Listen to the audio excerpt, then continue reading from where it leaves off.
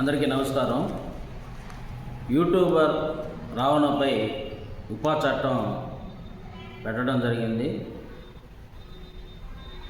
గత నెల 28వ తేదీన ఏలూరులో దళిత క్రిస్టియన్స్ ఒక సమావేశం జరిగింది. అందులో పాల్గొన్నటువంటి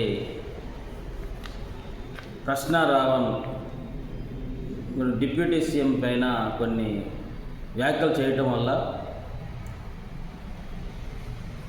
ఆంధ్రప్రదేశ్ వ్యాప్తంగా దాదాపు 102 స్టేషన్లో ఈ జన సైనికుల్లో కేసులు పెట్టడం జరిగింది.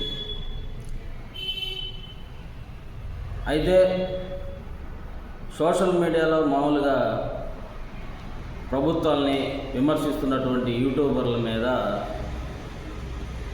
మామూలుగా జనరల్గా ఇటీవలే సుప్రీంకోర్టు కూడా సోషల్ మీడియాలో వచ్చే వాటి మీద కేసులు పెట్టొద్దని చెప్పడం జరిగింది. అయినా కానీ ఇప్పుడు ఏపీ ప్రభుత్వం యూట్యూబర్ రావణపై ఉపా చట్టం పెట్టారు. ఈ యొక్క ఉపా చట్టం ఎందుకు పెడతారు? దేశానికి వ్యతిరేకంగా మాట్లాడినా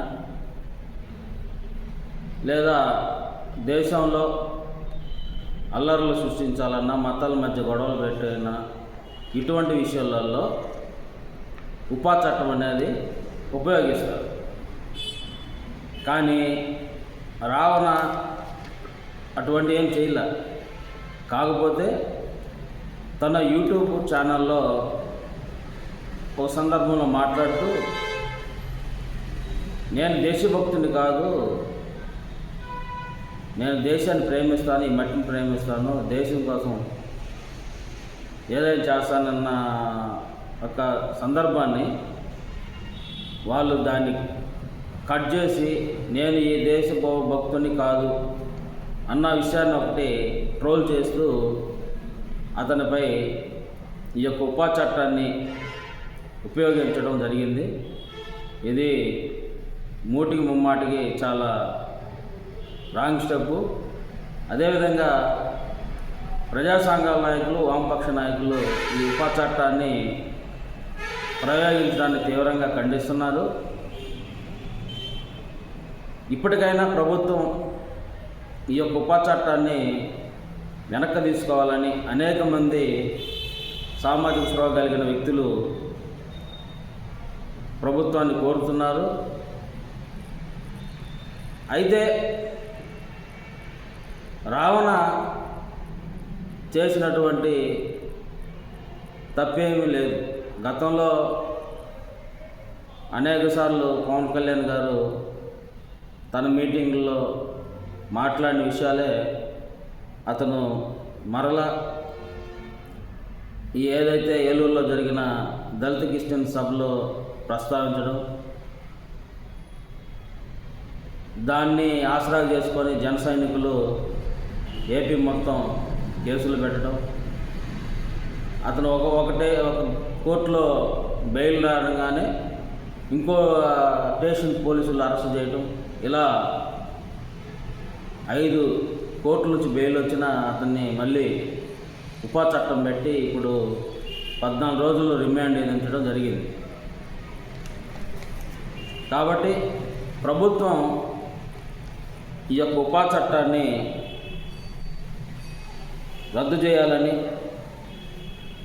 అనేక మంది సామాజికవేత్తలు, వామపక్షవాదులు, జర్నలిస్టు సంఘాల నాయకులు అడుగుతున్నారు.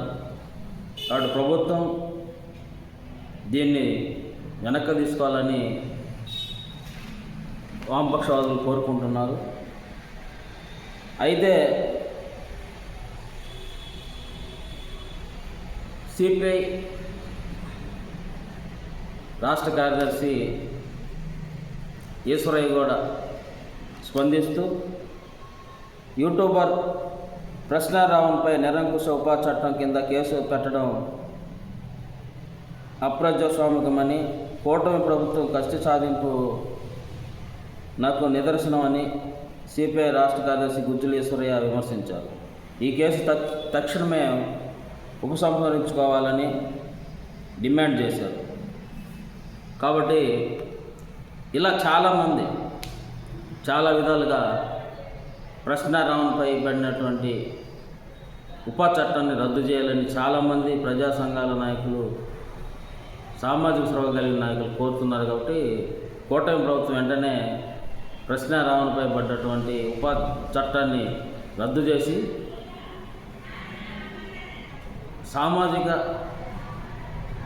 వ్యక్తులు ఎవరైనా మాట్లాడినప్పుడు రాజ్యాంగబద్ధంగా అది చట్టపరమైన చర్యలు తీసుకోవాలి, లేదంటే వదిలేయాలి.